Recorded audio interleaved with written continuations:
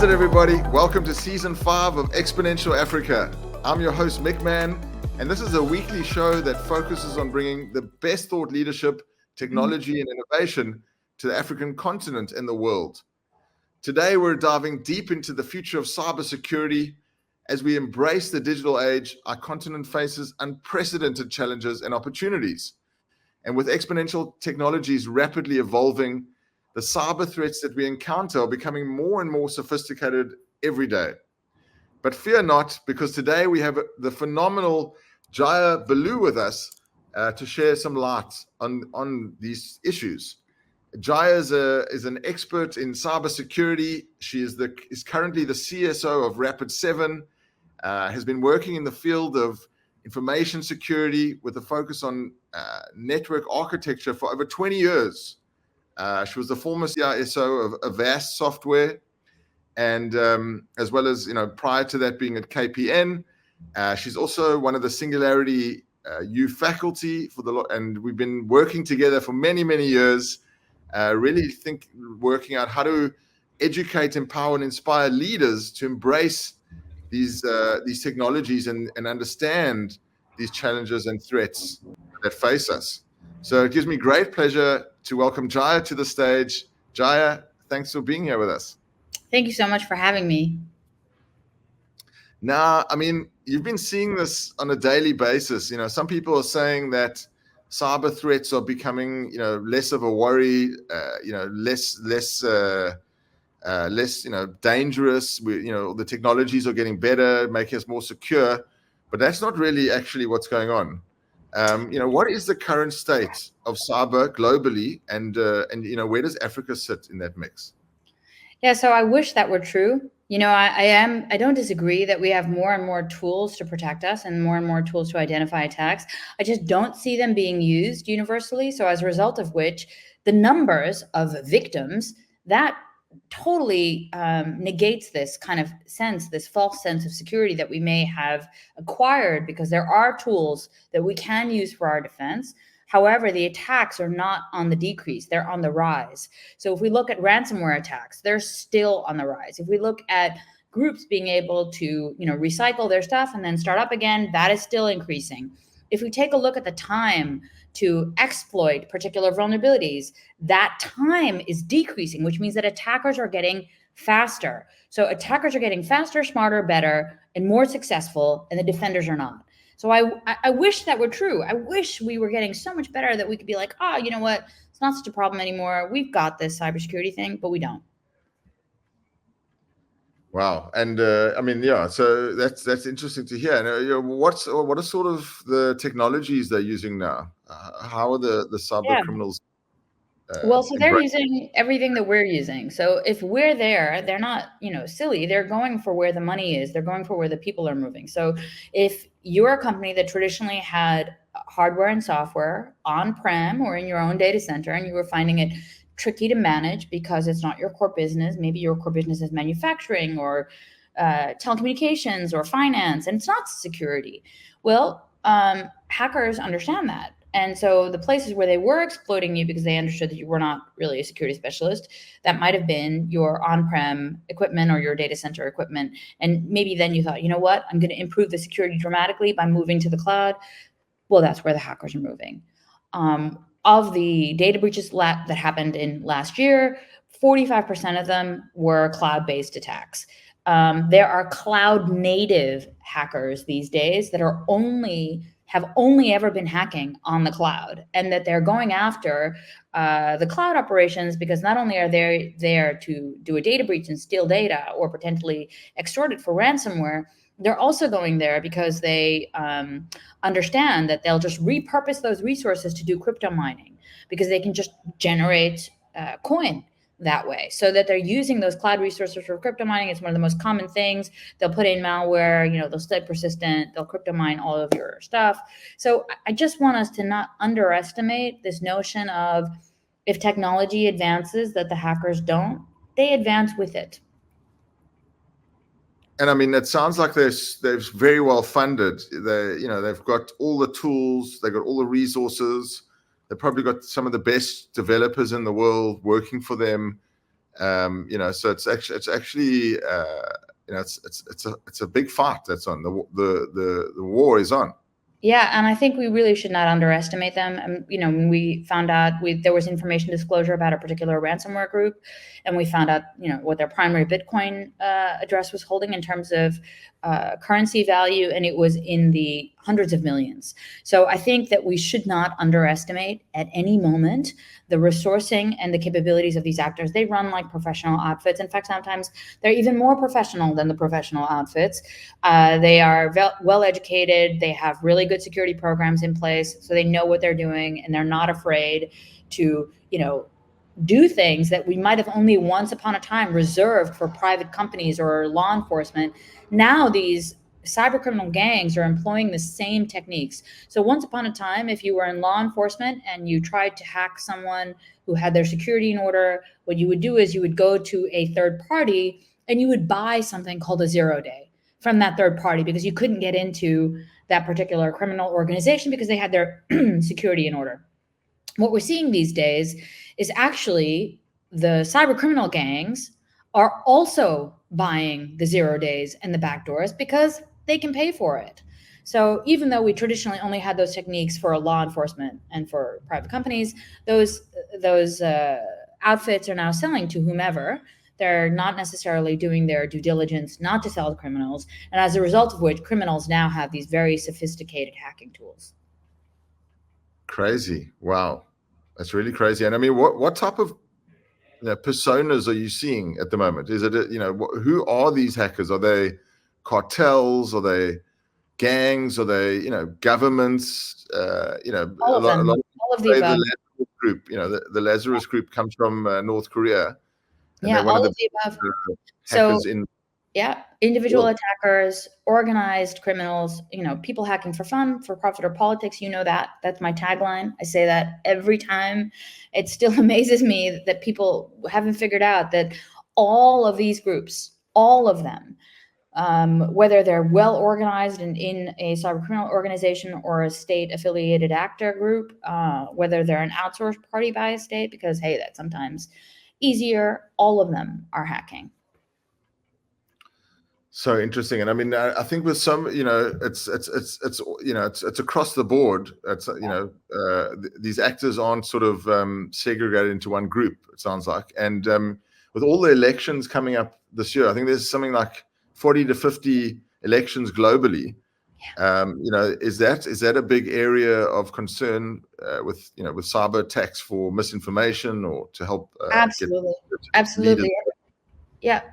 I would say absolutely, but I think it's because of twofold. One is, this is obviously much more from a state actor perspective, or people who are very much incentivized to do something around the elections. But I do think it's a really big concern for us because indeed you have all of these elections, you have massive disinformation, misinformation campaigns, but on all of these social media platforms, you have algorithms that determine how particular articles get upvoted and seen by groups, and that information used to be in a very closed group. I don't think that that's the case anymore. I think that's much more widely available, and as a result of which, more people understand how to influence what other individuals see as truth. And I really think that this is a very big problem. They're very specifically targeting the more vulnerable of the population, and especially in I won't name the countries or because I think that's not fair, but especially in particularly vulnerable geographies, we see these disinformation campaigns have remarkable effects. So I'm very much worried about this and what it means for democracy. And it's just getting started. This is like a new cyber threat that's just been created, with this use of deep fakes. And I mean, I've cloned myself. This is not me really speaking. It's my AI clone. And no, I really have cloned myself. So, we've actually created an AI news show that we are, I don't have to actually do the interviewing anymore or the performing. I can just have my clone do it, and it sounds exactly like me. So this whole idea of identity and, knowing that it's the real person, we're coming into quite a wave of new territory here. Yeah, and I have to be honest, right? It's not all dystopic. This notion of creating a digital twin will also help us simulate all types of complex systems in order to understand emergent properties of those complex systems, which I do think is really meaningful. If you think about what it could mean, for example, for optimizing energy, for having fewer blackouts, for understanding the energy grid where we don't have sensors everywhere, and for being able to more dynamically use renewables. Again, like super cool, super cool. But unfortunately, the way that I'm built is I can only see the threat vectors that hackers would then use to actually create disruption by studying those digital twins, which are then not well protected, because it's like, who wants to hurt that? Well, everybody wants the same stuff that you want. The hackers also want, in order to be able to have predictive modeling of which attacks would be the most effective in an actual realm where you would attack critical infrastructure. So I'm a big proponent of innovation, even though it doesn't sound like it. I just want us to be very, very careful and prepare for our defense before we, think that we can unfettered enjoy the fruits of our labor. Totally, and I think it's moving at such a fast pace with this. Everything's just accelerating and increasing and converging and combining, and we really are in this exponential age, and this whole idea of identity. As we live more and more in the digital realm, our digital identities are also at stake. Our physical and our Yeah. digital identity. Hmm. Yeah, absolutely. And, again, like there are technologies that we could adopt theoretically to make ourselves safer. Like, I don't know if you use Google Passkeys, Mike, but there are things that we could do to have multi-factor authentication on every single social platform, but folks aren't using it. They're not signing up for it. They're not using it at scale. So as a result of which, still they're compromised on a regular basis. That one compromise allows them to compromise other platforms because they use it as a springboard for something else. So I genuinely think, like, part of getting control, regaining control, is really by having a great degree of education, awareness, and access. So the more people that have the thing, the better off we are.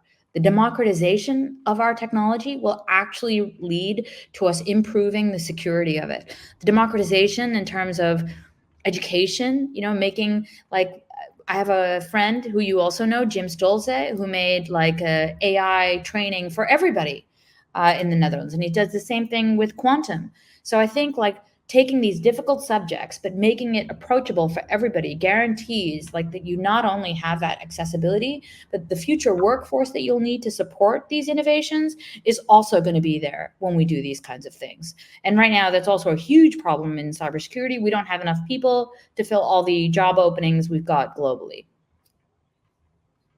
Wow. Yeah, it's such an interesting space. It's really, really, affects everybody. And Yeah. as you think about the measures and the seatbelts that have been put in place, it's almost to log into your Google takes a few minutes now. It's not a quick process. So I think there's definitely better design and room for the technology to mature and become a lot better, because it's with your two-factor, with all your logging in, it takes you quite a while to log Yeah. into just your platform that you log in all the time, Yeah. unless that that token remembers you for a certain period. Mm-hmm. So these guardrails are slowing us down for sure, just in the user experience. And just to talk about some of the things that you've seen where technology has actually thwarted attacks. Mm-hmm. How's this attack actually helping us Yeah, guard like, against? so let's be clear, right? Like, I mean, we use AI. Every company I've ever worked at tries to use machine learning and AI because the scale of the attack is such that it's not just possible to be like, I defeat malware with my bare hands. That's impossible. It's like those days are long gone.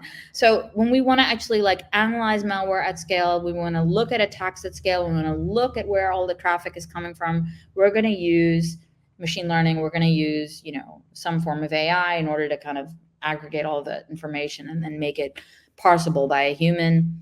and then readable by others. I think that's where you're going to see the biggest advantages in the near term. And I think in the much longer term, hopefully what we'll do is get a bit more automated blocking and tackling with a much deeper sense and knowledge of what is normal versus what. I mean, there's some of that already, but I don't think it's at the depth where I can leave it alone. I will always need an analyst right now to kind of verify some of that. So I think that when we're really talking about doing it at scale, we're going to have much more AI bolted defenses. But where I don't want to go, where I'm very afraid of, is there is a company called Cylance, which was actually created by BlackBerry and was defeated by the very own algorithm that they actually thought was going to protect them, because an attacker managed to figure out how it worked and then use that against them to actually defeat their protection, and then wind up in the network. So I think that if we put our faith in any technique, we need to be in a position to verify that it's working the way that we originally intended. And if we're not in that position to be able to verify it, then we simply cannot trust it. Yeah, wow, lots to think about. In the meanwhile, you know what I think? I was thinking about what you said about the digital twin. If I would make one, I'd make mine like 10 years younger, thinner. We're going to make you one. Let's make you one. Yay. When you're in South Africa, we can shoot you in a green screen studio. And that would be great. Let's do that. Yeah. That sounds awesome. Thanks so much. I think we've run out of time, but just maybe to just leave everyone with some closing thoughts. What can we do in Africa to really embrace the idea that we need to take this seriously and we need to guard ourselves against this new digital frontier? What can we think about to just embrace on the African continent, and what's exciting you about where we're going with cyber in the next couple of years? So let me first maybe say what's so exciting about Africa, because what I've seen before when I've worked previously in Africa is the ability to leapfrog the nonsense. Africa has this ability not to make all the same mistakes and then go through the process iteratively. They have the opportunity to go in one go from 60 to 200 miles an hour, like really just blast through, and that would be amazing. But that means that you avoid some of the mistakes that are made by others.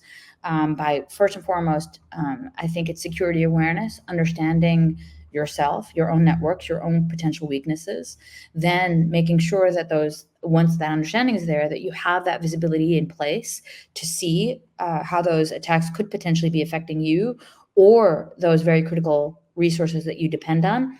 And then 3, security capabilities. So if you know, and then you can see through security visibility that you have the capabilities to actually act upon those things. So again, good security awareness, visibility and risk intelligence, so that you can see the stuff and prioritize correctly, and then security capability that you then can actually act on it with forensics or red teaming or technology. These things, where you start with this principle of secure by design and defense, these things will make all of the difference in embracing all of the new technology.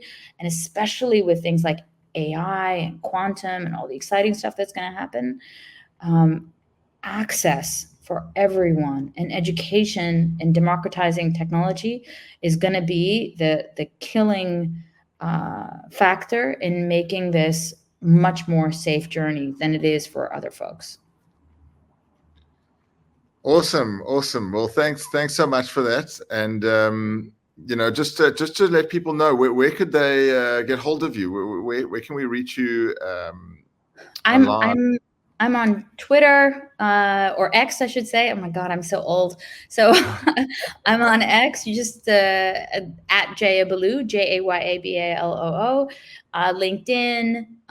So I'm on the usual suspects places to be as a security person. Brilliant. Well, thanks so much for joining us. We look forward to seeing you in person in October at the Singularity South Africa Summit in Johannesburg. And let's keep safe out there. Thank you to all of you for joining the show. We will be coming back next week with a really exciting guest. Make sure to look out on our socials and subscribe to our YouTube page so that you get informed. Thanks, and stay safe out there. Keep smiling.